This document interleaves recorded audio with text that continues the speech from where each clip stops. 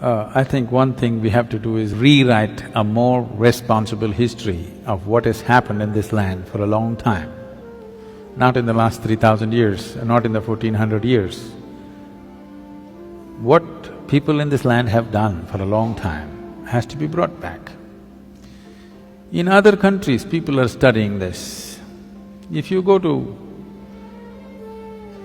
there are Lebanese people, if you study in a school in Lebanon, you will read about how Indian workers, Indian sculptors, Indian elephants, Indian yogis came and built a Phoenician temple 4,300 years ago in Lebanon, which is called as Baalbek, which is a phenomenal temple. 4,300 years ago, some of the foundation stones are over 300 tons and there is no granite in Lebanon. They transported it all the way from Egypt, across the canal and up the mountain and put it up there. Indian elephants, workers and sculptors worked. The proof, there is enough proof, but one proof is visually hanging there is lotuses in the ceiling. Indian sculptor has to put a lotus wherever he goes. Where would a Lebanese sculptor have seen a lotus? Obviously there are no lotuses there. So, how many Indian children have… forget about children, how many Indian grown-ups have heard about this? No.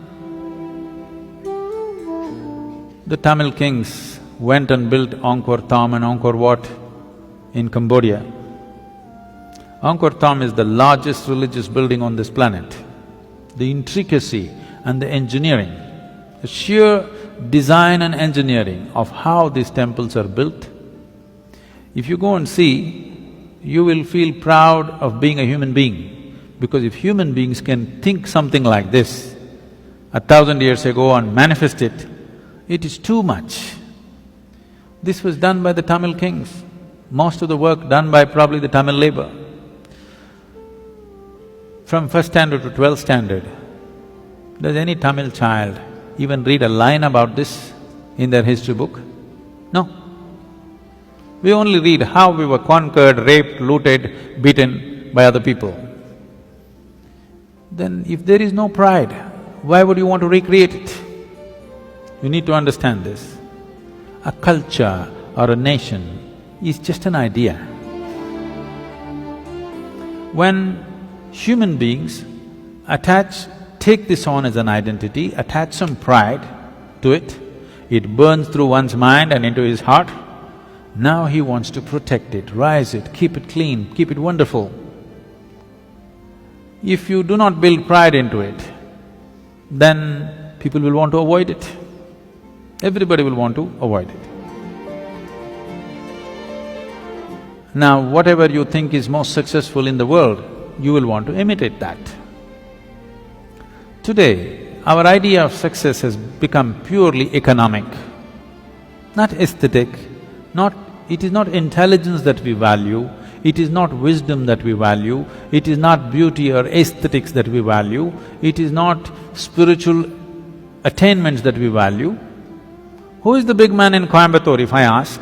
People will only name the richest man in the town. They will not name the wisest man in town, the most beautiful man in town, most meditative man in town. No, the richest man in town is the biggest man. So who is the biggest whatever?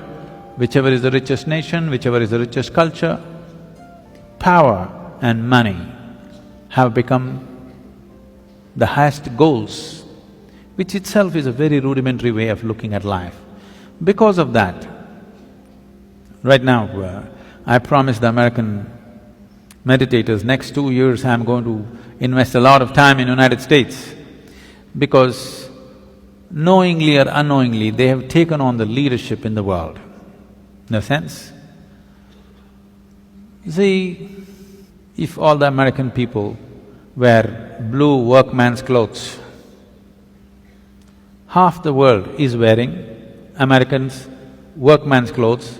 You just go to any city, Mumbai or Chennai or Bangalore especially, you look down below the knees, more than 60% is wearing blue denims.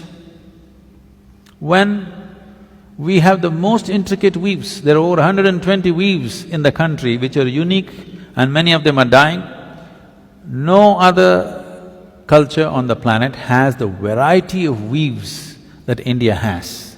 All of them will die. Chinese silk is going to kill it unless all of you ladies make at least 20% of your wardrobe into handmade Indian weaves.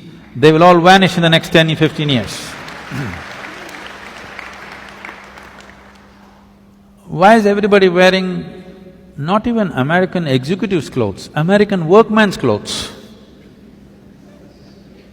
As if that's not enough, if they tear their trousers, everybody tears their trousers. Yes. It's all torn, but in a very expensive way.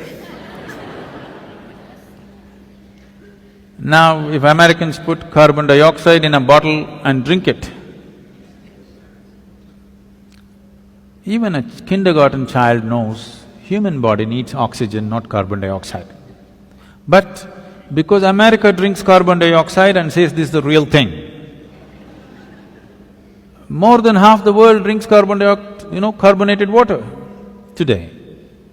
If you go to one of the remote villages here, there may be people, not in this area maybe, but anywhere else if you go, they might not have heard the word yoga, but they know what is Coca-Cola.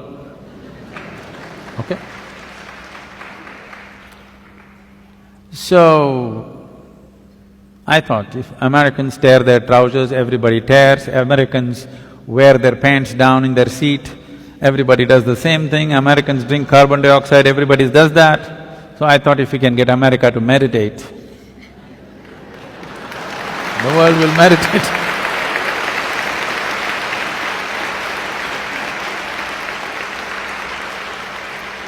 So, we're doing a little bit of a big push in the next 2 years in United States. We want America to meditate.